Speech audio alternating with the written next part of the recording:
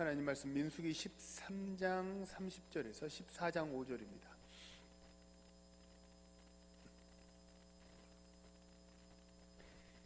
민수기 13장 30절에서 14장 5절입니다.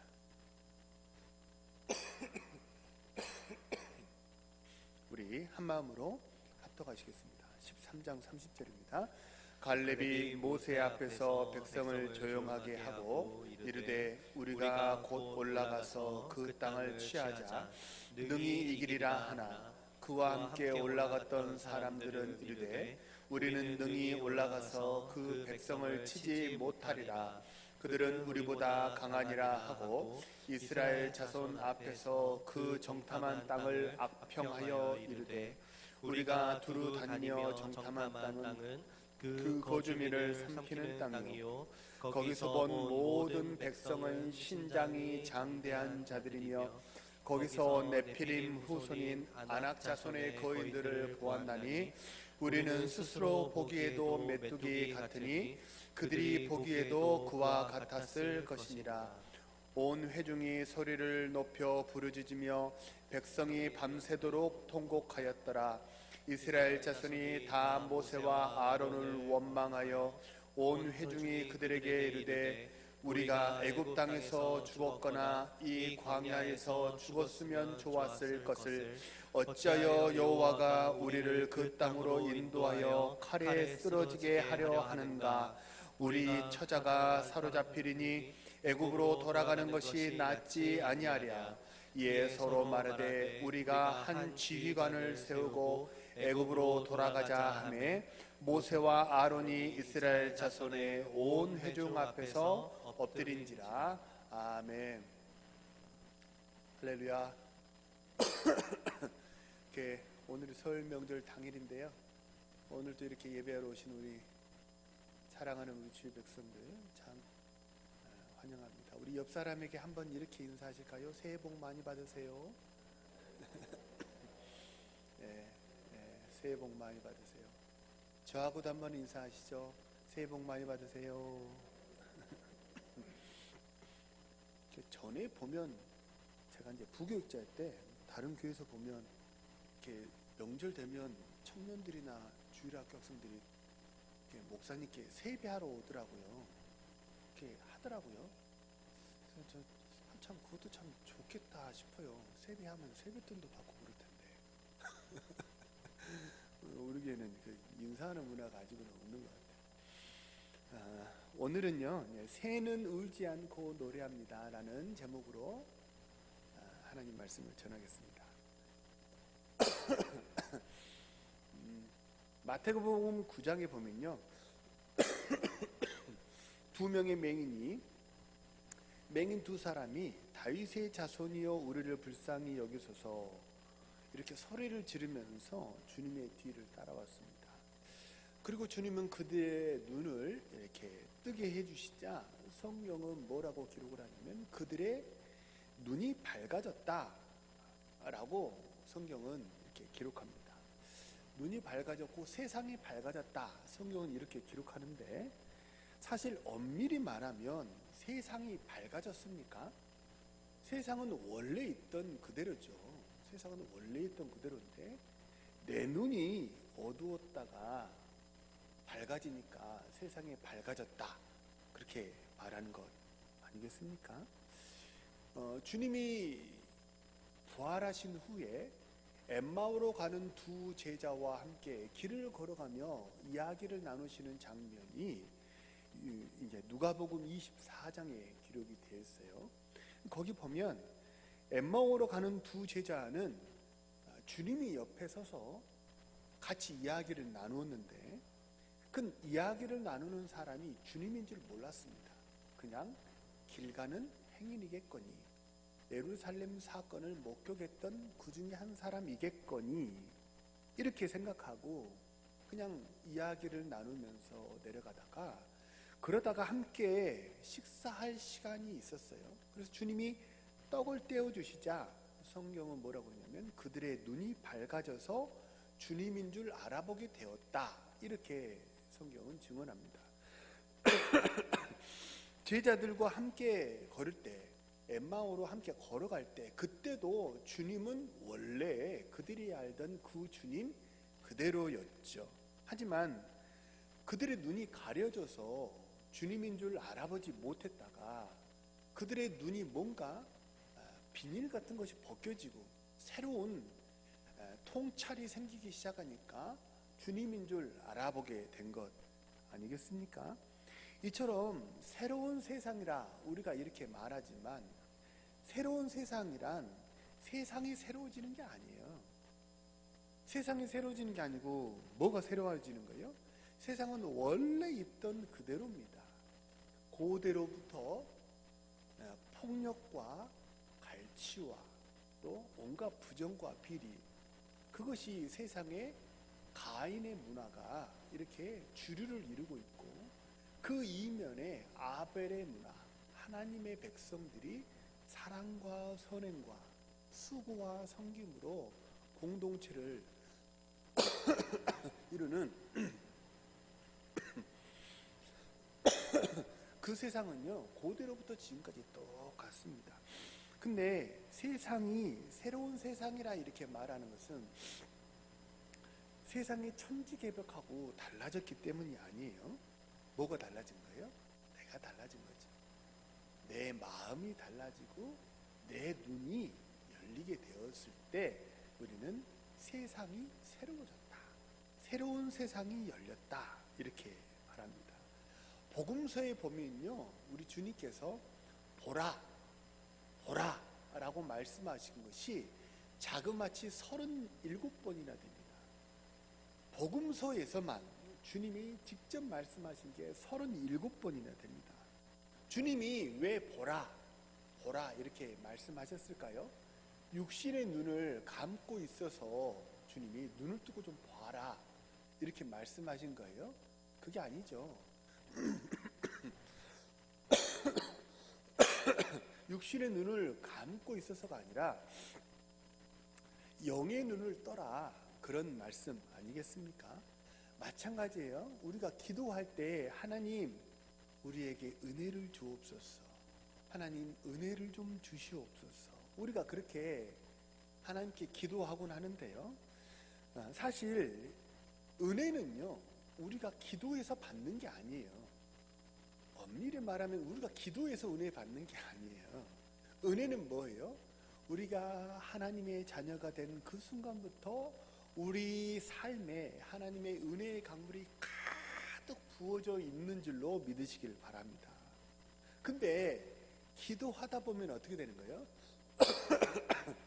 기도하다 보면 없는 은혜가 막 부어지는 게 아니고 이미 내 삶에 부어져 있는 은혜를 볼 수 있는 믿음의 눈이 열리는 거죠.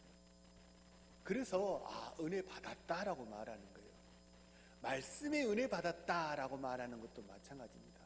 말씀의 은혜가 하나도 없고 그래서 은혜를 못 받은 게 아니에요.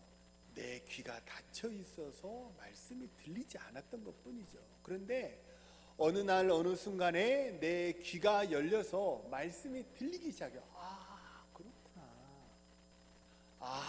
그렇구나 라고 말씀이 내 마음에 확 이렇게 막 부딪혀 와닿을 때가 있거든요. 그러면 우리는 뭐라고 말해요? 목사님 말씀에 참 은혜 받았습니다, 이렇게 말하죠. 말씀에 없던 은혜가 생겨서가 아니에요. 말씀이 비로소 내 마음에 부딪혀 와닿았기 때문입니다. 블레셋의 거인 장수 골리앗은요 조속으로 40일간 이스라엘에게 싸움을 걸어왔어요. 근데 이스라엘 백성들 중에 그 누구도 단 한 사람도 그 골리앗과 싸움을 하러 나가질 못했습니다. 왜 그랬어요? 그 골리앗의 그 압도적인 덩치, 너무나도 그 큰 덩치에 압도되어서 단 한 사람도 선뜻 나서지를 못했던 거예요. 골리앗의 덩치는요 이스라엘이 싸워서 이길 수 없을 정도로 크다라고 이스라엘의 군대는 생각했던 거예요. 그런데 다윗은 달랐어요. 다윗에게 골리앗은요, 너무 덩치가 커서 이길 수 없는 상대가 아니라 너무나 덩치가 크기 때문에 웬만큼 못 던지지 않고서는 못 맞출 수 없는 그런 큰 관역이 지나지 않았던 거예요. 다르죠. 똑같은 상대입니다. 똑같은 상황입니다. 그런데 뭐가 다른 거예요? 보는 눈이 다르기 때문에 대응이 달라지는 거예요. 오늘 본문의 이스라엘은요, 가나안을 앞에 두고 12명의 정탐꾼을 파견했고, 그들은 40일이라는 긴 기간 동안 가나안을 정탐하고 돌아왔어요. 그들 중에, 그 12명 중에 10명의 보고는 우리는 저 땅에 들어갈 수 없고 도저히 우리 힘으로는 저들을 이길 수가 없다. 그들의 덩치는 너무 크고 그들의 무기는 철기 문명이다. 그래서 우리 청동기 문명으로 그들을 도저히 이길 수 없다. 게다가 그들은 높은 산지에 유리한 거점을 점령하고 있기 때문에 그래서 도저히 그들을 이길 수가 없다. 그들은 보고했습니다. 이스라엘 모든 백성은 정탐꾼의 이런 절망적인 보고를 듣고 나서 밤새도록 통곡했습니다. 성경의 기록을, 오늘 본문의 기록을 보면 밤새도록 통곡했어요. 아이고. 밤새도록 통곡하기도 웬만해서는 어렵지 않습니까? 그죠? 그들은 밤새도록 통곡하다가 결론을 내렸습니다. 어떻게 결론을 내렸어요? 우리는 저 땅에 들어가서 몰살당하느니 차라리 애굽으로 돌아가면 비록 종살이이긴 하지만 생명은 부지할 수 있지 않겠냐. 물론 우리가 큰 대형 사고를 치고 애굽에서 나오기는 했지만 그래도 다만 우리 다 죽이게 하겠어. 얼마간 몇 사람 죽기는 하겠지만 그래도 애굽에 가면 목숨은 부지할 수 있지 않을까라고 그들은 생각했고 애굽으로 돌아가기로 결정을 내렸습니다. 그리고 애굽으로 돌아가려면 이제 저 지도자 모세로는 안 되겠습니까? 저 모세는 탄핵을 하자. 이렇게 이스라엘 백성은 결정을 내렸어요. 모세를 탄핵하고 새로운 지휘관을, 새로운 지도자를 세워서 애굽으로 돌아가자. 이렇게 그들은 결정을 내렸습니다. 하나님은요, 이들이 하는 모든 말을 다 들으셨습니다. 한마디도 빠지지 않고 이들이 하는 말을 모두 다 들으셨습니다. 그리고 그들이 내뱉은 말 그대로 그들은 정말 가나안에 들어가지 못하게 되었고 그들은 정말 광야를 방황하다가 그들의 인생을 마감하게 되었습니다. 남자 장정만 60만 명이니까 아내 그리고 또 어머니 자녀 이렇게 생각하면 사실 20세 이상으로만 생각을 하면 남자 장정만 60만 명이니까 여자와 우리 부모까지 생각을 하면 수백만 명이 광야에서 죽은 거죠. 그러니까 성경의 이 창세기의 쭉 기록을 보면요, 창세기부터 기록을 보면 이렇게 많은 숫자가 죽은 것이 무엇 다음이에요? 성경에 집단적으로 이방 민족 말고 이스라엘 하나님의 택하신 민족이 이렇게 집단적으로 징계를 받아서 죽게 된 전무후무한 사건이 창세기에 딱 하나 나옵니다. 그게 뭐예요? 노아 홍수예요. 노아 홍수 이후로 하나님이 이렇게 전무후무한 징계를 내리신 적이 없어요. 수백만 명이 죽은 기록이 성경에 없습니다. 다시 말하면 이 가데스 바네아에서 이스라엘의 불순종은요 역대급이었던 거예요. 역대급. 그래서 노아 홍수 이후로 오늘 본문의 사건은 가장 비극적인 사건이라 우리가 말할 수 있을 거예요. 못 들어간다 말했던 10명의 정탐꾼과 들어갈 수 있다 말했던 2명의 정탐꾼이 서로 다른 걸 보고 온 게 아니에요. 그들은 똑같은 것을 보았습니다. 그런데 다만 뭐가 달랐던 것 뿐이에요? 눈이 달랐던 것 뿐입니다. 10명은 인간적인 눈으로 보았고 세상의 계산법으로 계산했습니다. 그러나 두 명은 하나님의 눈으로 보았고 하늘의 법칙으로 계산을 했습니다. 다만 그게 달랐던 거예요. 하늘나라에도 계산기가 있습니다. 하늘나라에도 경제가 있고 계산이 있거든요. 그러나 하늘나라의 계산은 이 땅의 계산법과 이 땅의 경제와 달라요. 근데 서로 꾹꾹꾹 눌렀던 계산기가 다르고 보았던 눈이 달랐던 거죠. 이처럼 내가 어떤 눈으로 보느냐라고 하는 것이 큰 차이를 만들어내게 됩니다. 그래서 우리 주님께서 복음서에서 앞서 말씀드렸듯이 보라 보라 라고 그렇게 수십 번이나 보아라 보아라 왜 그렇게 말씀하셨는지 우리가 10분 이해가 되는 그런 장면 아닙니까? 그죠? 우리 사랑하는 모든 우리 동네 가족 여러분, 인간적인 눈으로만 보지 마시고 물질적인 계산에만 머무르지 마시고 눈을 들어서 좀 더 멀리 보고 좀 더 높게 보고 그래서 하늘의 법칙으로 믿음으로 보고 영안으로 세상을 바라보는 우리 신실한 주의 종들 되시기를 주님의 이름으로 축복합니다. 1대 29대 300이라는 하인리히의 법칙이라고 혹시 한번 들어보셨습니까? 1대 29대 300이라는 하인리히 법칙이 있는데요. 하인리히는요, 미국의 한 보험회사 직원이었다고 해요.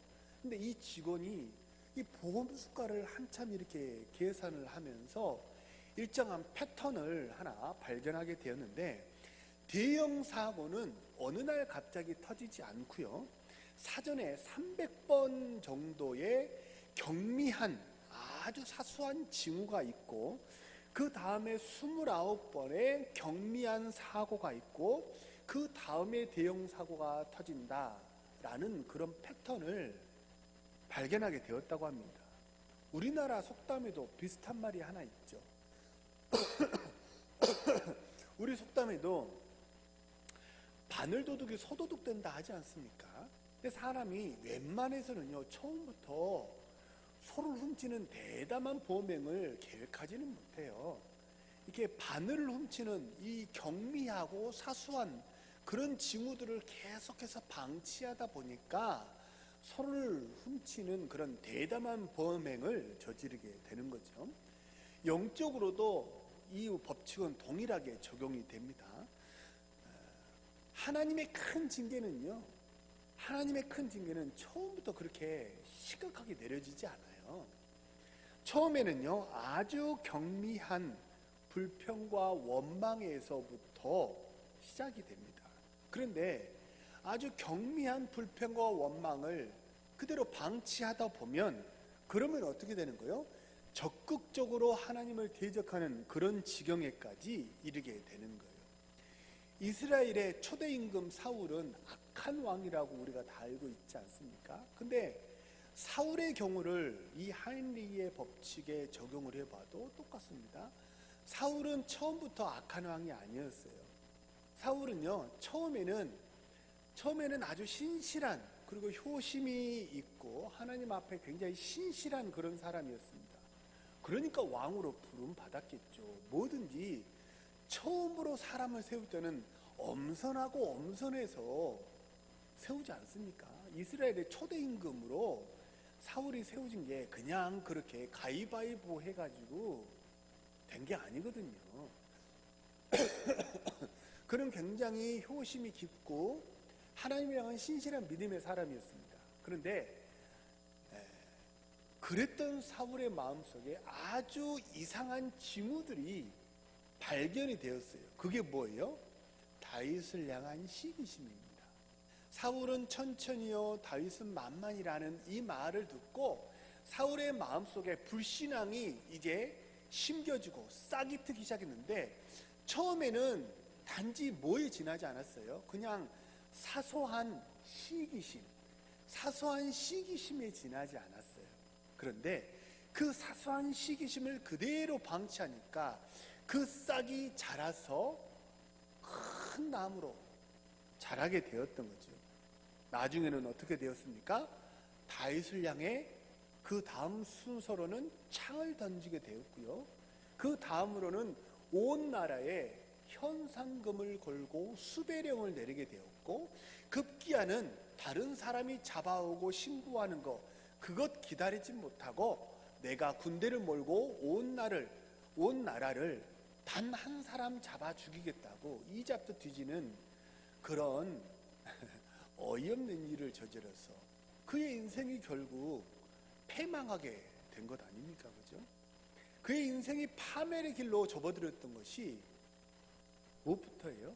아주 작은 시기와 불평에서 시작되었다는 것을 우리는 기억해야 합니다. 오늘 본문의 이스라엘도 똑같습니다. 패턴이 마찬가지입니다. 이들이 처음부터 우리는 하나님 갖고는 안 될 것 같아. 우리는 모세 가지고는 안 될 것 같아. 우리 가나안은 아닌 것 같아. 처음부터 이렇게 적극적으로 반역을 일으켰던 게 아니에요. 아주 경미한 징후들이 이스라엘에게 생겨나기 시작했어요. 자, 이스라엘 백성들이 출애굽하고 나서 홍해를 건넌 다음입니다. 홍해를 건너고 나서 그 홍해를 건너게 하신 그 하나님의 기가 막힌 하나님의 기적을 찬양한 게 출애굽기 15장이에요. 출애굽기 15장, 사무엘상 2장 이런 거는 노래하는 장이거든요. 하나님의 그 능력을 찬양하고 노래했던 게 출애굽기 15장입니다. 근데 출애굽기 15장에서 한 장 넘어가지도 않아요. 바로 그 출애굽기 15장에서 홍해를 기적하고 단 3일 만에 이스라엘 백성들이 목이 마르다고 물이 없다고 하나님을 향해서 원망했습니다.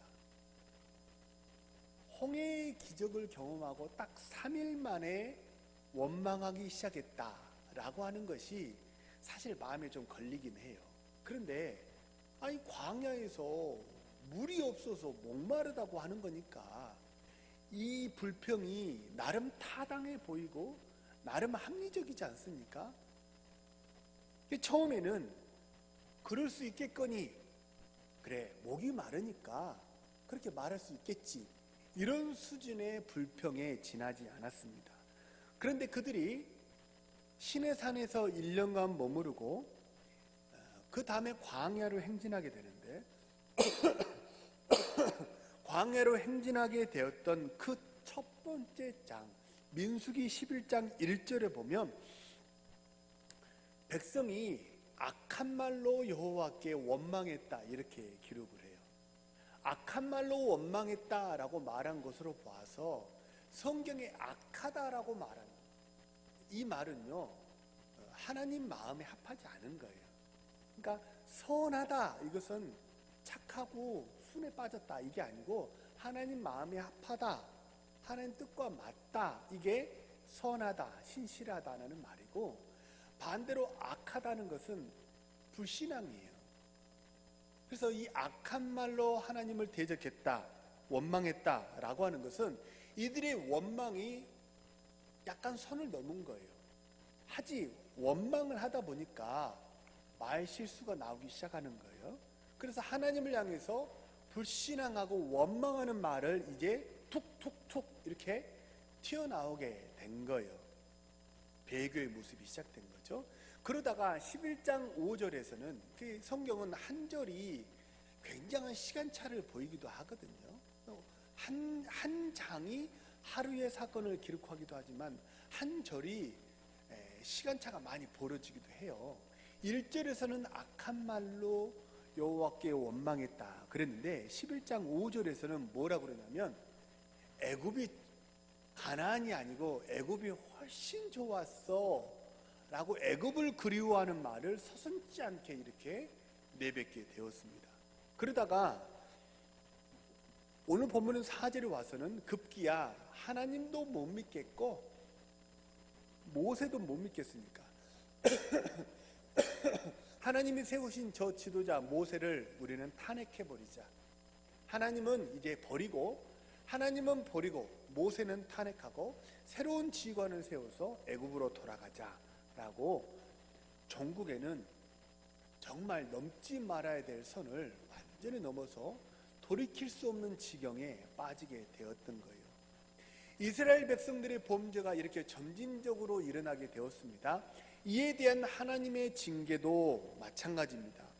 그들이 홍해 이후 단 3일 만에, 홍해를 건너고 단 3일 만에 목이 마르다고 원망했을 때, 광야에서 목이 마르다는데, 그렇죠? 그럴 수 있죠. 나름 합리적이고 타당하지 않습니까? 그러니까 하나님이 거기서는 징계하지 않으세요. 목이 마르다고 하니까 이스라엘 백성들에게, 목이 마른 이스라엘 백성들에게 물을 주시는 것으로 그 원망은 일단락이 됩니다. 더 이상의 후속 조치가 없어요.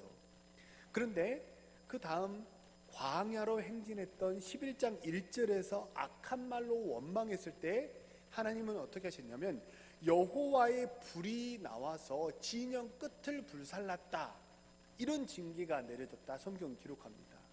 아마도 진영 끝을 불살랐다라고 하는 것으로 보아서 뭔가 전면적인 징계가 내려진 게 아니라 이렇게 약간 샘플로, 본보기로 하나님께서 그러면 안 돼 라고 본보기로 이렇게 혼을 내는 그런 정도의 징계였던 것 같아요.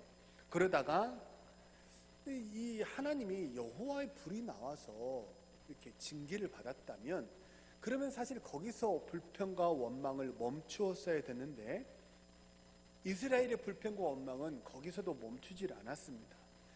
결국 11장 5절에서 애굽을 그리워하고 원망했을 때 그 애굽을 그리워한 그 원망과 불평에 대해서 33절에 보면 하나님이 심히 큰 재앙을 내리셨다, 이렇게 성경을 기록해요. 어떻습니까? 불평의 강도가 커지면 커질수록 하나님의 징계의 강도도 점점 커지는 것을 볼 수 있죠. 그러면 심히 큰 재앙을 받았다면 이렇게 하면 안 되는구나 라고 딱 자각하고 각성하고 마음을 새롭게 해야 되는데 그렇지 않았어요. 오늘 본문에서 여호와를 버리고 모세를 탈핵하고 우리가 애굽으로 돌아가자라고 그렇게 이스라엘 백성들이 반역을 일으켰을 때 23절에 보면요, 어떤 결론이 내려졌습니까? 20세 이상의 모든 장정이 다 죽게 되었습니다. 앞서 말씀드린 대로 노아 홍수 이후에 전무후무한 하나님의 징계가 이스라엘에게 내려진 거죠. 우리도 마찬가지입니다.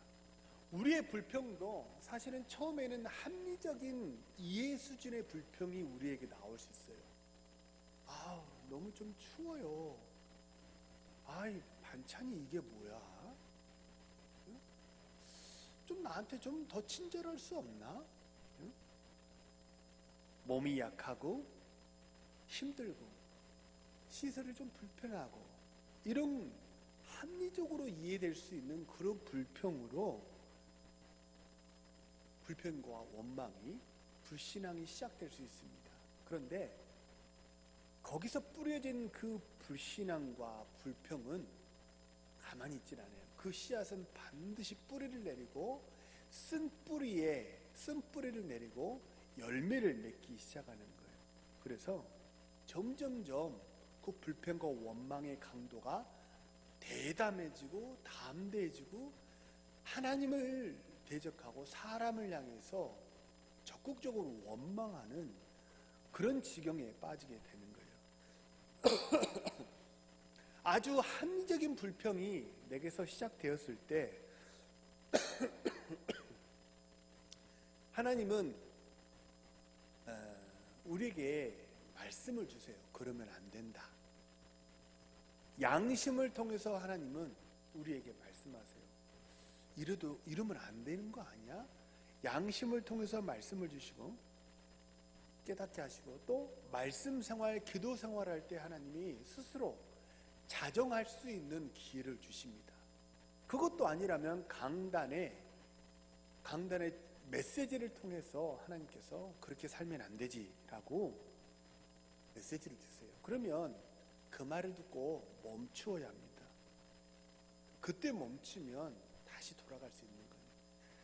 하나님께서 내게 그때그때 주시는, 깨닫게 하시는 그 말씀을 크게 듣고 무겁게 듣는 이 시간 예배하는 우리 주의 종들 되시기를 주님의 이름으로 축복합니다. 오늘이 설 명절이에요. 오늘이 설 명절인데 설 명절도 얼마든지 이런 일이 일어날 수 있습니다. 사실 설 명절은 저도 이제 예배 마치고 이제 처가에 가서 이제 인사를 드릴 계획인데 어제도 이제 원로 목사님 뵙고 이렇게 인사드리고 왔거든요. 명절은 어른들을 섬기거나 지인들을 섬겨야 할 그런 상황이 많죠. 그래서 오죽하면 명절 증후군이라는 말이 생겨났겠습니까? 근데 명절에 쭈그리고 앉아서 전 부치는 게 너무 힘들어. 요리하고 손님 대접하는 게 너무 힘들어. 합리적인 불평에서 숨뿌리가 내리기 시작합니다. 그런데 나도 모르게 나오는 그 조그만 불평 하나가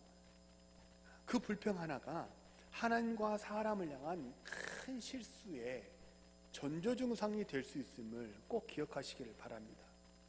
인간적인 눈으로 보면 안일함과 또 게으름의 눈으로 보면요, 명절처럼 불편하고 힘든 날이 없어요. 왜 이렇게 일이 많은 거야? 그죠? 사실 저는 이제 지금은 이제 제 본가에 부모님이 다 소천하시고 천에 고아가 돼가지고 예전처럼은 제가 고향에 갈 일이 많이 없는데 저는 고향이 광주인데요. 광주 가다 보면 그럴 때가 있어요. 군산쯤 이제 가잖아요. 그러면 여기만 되면 좋겠다. 군산 이후로는 운전하기가 더 힘든 것 같아. 군산까지만 가면요, 여기서 딱 멈추면 좋겠다. 근데 출발할 때는 어떤 생각 드냐면요, 딱 대전까지만 가면 좋겠다. 그리고 대전까지 갔다가 조금 인내심의 한계, 막 또 참으면 군산까지는 가요. 근데 군산에서도 1시간 반을 더 가야 되거든요. 안일함과 게으름의 눈으로 보면요, 명절이 참 불편하고 힘든 날입니다. 어쩌자고 누가 이런 날을 만들어가지고 이렇게 돈도 많이 들고, 그죠? 참 그런 것 같아요. 이렇게 명절에 관한 신문 기사를 혹시 보셨습니까? 명절에 관한 신문 기사에 가족들을 만나서 뭐 어떻게 한다. 근데 우리나라는 행복의 절대적인 규칙이 뭐라고 그랬어요? 행복의 조건, OECD 국가를 다 통합해가지고 통계를 낸 거 한번 소개해 드린 적 있잖아요. 다른 나라들은 행복의 1순위가 뭐였어요? 가족이었어요, 가족. 근데 우리나라는 행복의 1순위가 뭐예요? 돈이요, 돈. 그래서 명절에 관한 기사도 보면 좀 그 기사를 보고 좀 마음이 씁쓸하더라고요. 왜 명절에도 이런 기사만 내는가? 명절에 교통비가 얼마 들고, 그 다음에 식비로 얼마 들고, 그 다음에 선물비로 얼마 들고, 용돈을 또 얼마 들여야 되고, 그래서 명절에 써야 되는 비용이 대략 얼마쯤이다. 그래서 경제적으로 부담이 된다. 왜 그런 기사를 쓰지? 뭐 하려고 그런 기사를 쓰는 거지? 그 기사가 의도하는 바가 뭐지? 저는 되게 답답하더라고요. 그럼 명절인데, 그죠? 사람 눈으로 보면 죽을 날이에요. 그죠? 근데 믿음의 눈으로 보면, 하나님의 눈으로 보면 어떤 날이에요? 오랜만에 일가 친족을 만나서 반가운 날이고요. 늘 마음만 두고 있던 그분에게 내 마음과 정성을 좀 표현할 수 있는 그런 날이니까, 감사를 전할 수 있는 그런 날이니까 좋고요. 하나님의 사랑을, 하나님의 은혜를 세상에 드러낼 수 있는 날 아닙니까? 비로소 우리가 합법적으로 소금이 될 수 있는 그런 나라 아니에요? 어떻게 보느냐예요. 어떻게 보느냐. 인간적인 눈으로 보느냐 아니면 믿음의 눈으로 보느냐, 그 차이입니다. 그렇죠? 돈은요, 쓰라고 있는 거고 사람은 받아야 되는 거예요. 사람은 사랑하는 거고 돈은 쓰는 겁니다. 이게 개념이에요. 거꾸로 하지 마세요. 거꾸로 하면 사람은 쓰고 돈은 아낍니다. 그러면 안 돼요. 성경은 사람이 짐이 아니라 복이라고 말합니다. 자녀들은 짐이 아니라 복이라고 말합니다. 그렇죠? 우리 사랑하는 모든 동원의 성도님들, 명절을 통해서 하나님의 예수 믿는 사람의 은혜와 덕을 세상에 나눌 수 있는, 그렇죠? 은혜와 웃음을 전할 수 있는 그런 신실한 주의 종들 되시기를 주님의 이름으로 축복합니다. 말씀을 맺습니다. 똑같은 새 소리를 듣고도요, 어떤 사람은 새가 운다라고 말을 하고 어떤 사람은 새가 노래한다라고 말합니다. 모든 사람이 쥐는 징그럽다 이렇게 볼 때, 그럴 때 월트 디즈니는 쥐를 귀엽게 보았습니다. 그래서 미키마우스라는 불세출의 캐릭터를 만들어 내었어요. 이처럼 사회생활에서도 신앙생활에서도 어떤 관점에서 보느냐, 이것에 따라 결론이 크게 달라집니다. 아무리 험난한 파도가 몰려와도 주님 나와 함께 하시니 두려울 곳 없네 하면 그 파도를 서핑을 할 수 있는 도구로 만들 수 있어요. 그죠? 신날 수 있어요. 그러나 죽을 일로 받으면 죽을 일이 되는 거예요. 작은 아픔 하나도 죽을 일이 될 수 있는 거예요. 우리 믿는 모든 성도들은 하늘에 속한 사람입니다. 하늘에 속한 사람답게 믿음의 눈으로 보시고 영안의 눈으로 세상을 바라보심으로 모든 상황이 다 귀해요. 모든 상황이 다 축복의 통로가 되게 하는 그런 복된 삶을 살아가는 우리 신실한 주의 종들 되시기를 주님의 이름으로 축복합니다.